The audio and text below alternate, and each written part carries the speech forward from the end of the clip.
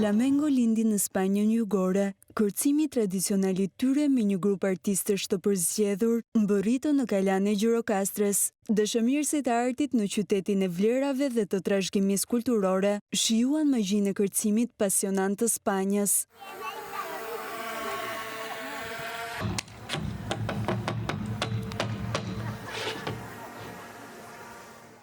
Kjo është hera e parë që vi në Gjirokastër. Më pëlqen shumë qyteti, është shumë këndshëm. Ne kemi mbërritur në mëngjes këtu, ndaj patëm mundësinë të shihnim pjesë të qytetit.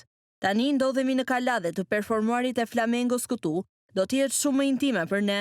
Kërcimi ka linja të ndryshme, ndaj shpresoj që njerëzit ta pëlqejnë performancën tonë. Ky vend na jep energji të mirë, besoj se gjithçka ka për të shkuar shumë mirë.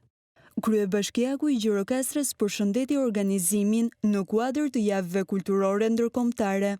Tashmë është bërë traditë, jo vetëm Tirana, Shqipëria nuk është vetëm Tirana, por edhe Gjirokastra vëlon gjithë javët e gjithë vendeve, po themi, jo thjesht mike, vendeve europiane dhe më shumë se kaq, sepse vetë Gjirokastra është një pasuri mbarbotrore. I pranishëm në Gjirokastër ishte dhe ambasadori i Spanjës në Tiranë, Alvaro Renedo.